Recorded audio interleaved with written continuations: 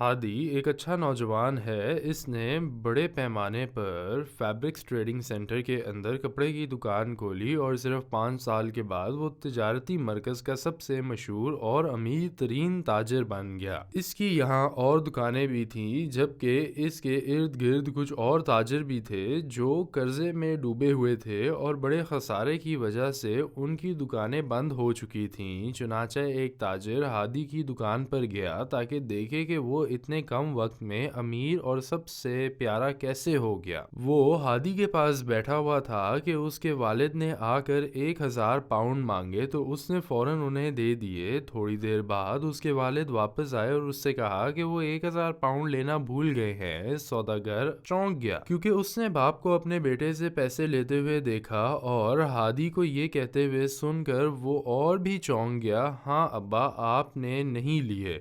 اس کے بعد اس نے اپنے والد کو مزید 1000 پاؤنڈ دیے اور اس کا والد خوشی خوشی دکان سے چلا گیا۔ اس کے فوراً بعد والد 1000 پاؤنڈ ہاتھ میں لے کر واپس آئے اور اپنے بیٹے سے کہا، پہلی بار جب میں دکان سے نکلا تو مجھے لگا کہ میں پیسے یہاں بھول گیا ہوں، اور تمہارے دوبارہ 1000 دینے کے بعد میں نے اپنی جیب میں پہلا 1000 بھی پایا۔ بیٹا، تم نے مجھے یاد کیوں نہیں کروایا کہ تم نے مجھے پیسے دیے ہیں؟ ہادی نے کہا، ابا جان، جب آپ پہلی بار پیسے لینے کے بعد واپس آئے تو میں نے سوچا کہ شاید آپ نے پیسے کھو دیے ہیں، اس لیے میں نہیں چاہتا تھا کہ آپ اس کے بارے میں فکر مند ہوں، اس لیے میں نے دوسری بار آپ کو پیسے دے دیے۔ میرے پاس جو کچھ بھی ہے اس سے خوشی خریدنا کتنا سستا ہے، جیسا کہ رسول اللہ صلی اللہ علیہ وآلہ وسلم نے فرمایا، تم اور جو کچھ تمہارے پاس ہے وہ تمہارے باپ کا ہے۔ اس وقت سوداگر اٹھا اور ہادی کو گلے لگا کر اس سے کہنے لگا، میں نے سنا تھا کہ تم اپنے گھر والوں،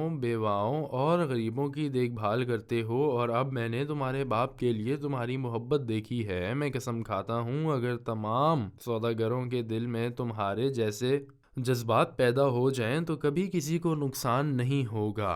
وَقَضَىٰ رَبُّكَ أَلَّا تَعْبُدُوا إِلَّا إِيَّاهُ وَبِالْوَالِدَيْنِ إِحْسَانًا إِمَّا يَبْلُغَنَّ عِندَكَ الْكِبَرَ أَحَدُهُمَا أَوْ كِلَاهُمَا فلا تقل لهما اف ولا تنهرهما وقل لهما قولا كريما واخفض لهما جناح الذل من الرحمة وقل رب ارحمهما كما ربياني صغيرا